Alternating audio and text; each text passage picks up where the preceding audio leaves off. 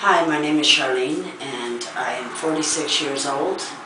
I'm here to talk to you a little bit about my breast cancer story and how it came out. I am a cook at a nursing home, which I've been there for 6 years, and I was starting to feel a little sluggish in November. Not quite myself. I'm pretty speedy most of the time and try to do my best to get everything done that I need to get done.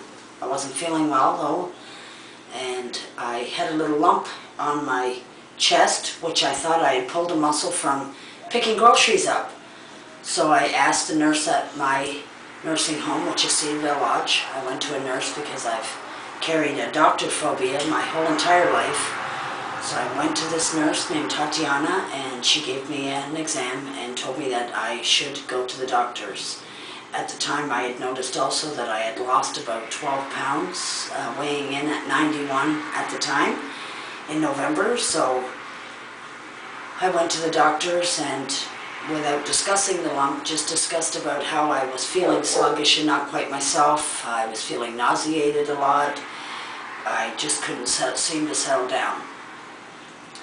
So he just told me to try and do some stress relaxation things, which I did do, and in April I ended up back at the doctor's, and this time discussing the lump. And it was pretty fast. I went, he felt the lump, gave me a bit of an exam. He told me to go and have a mammogram, which I did. I went and got a mammogram. It was booked for a week later. It was very fast. And an ultrasound on that day also. Right while I was going to get the mammogram, I was so nervous and so scared. I think that's when I started my white knuckling episodes. I was going to get the mammogram and I fainted, not once but twice, and another nurse had to be brought in after quite a long time, and they were really, really nice. I ended up getting the mammogram and an ultrasound.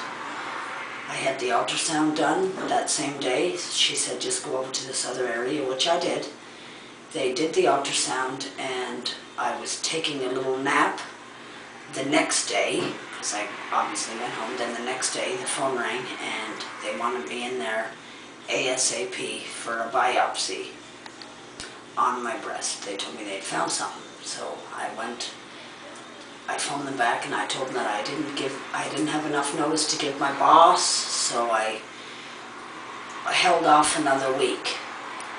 When I went in to get my biopsy, due to having my phobia, I went to my regular doctor and asked if I could get a little bit of a sedative just so I could get myself there and get through it. Well, my sedative didn't work.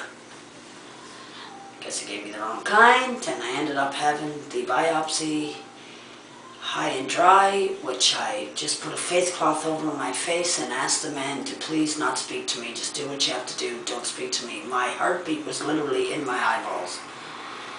It was a very not that great of an experience, but with my phobia, and I don't take medication, I managed to get through it. And if I can get through it, I know anybody can, because when you talk about panic and anxiety, and you're going to have, I'm terrified of needles, as well as being terrified of the whole medical establishment.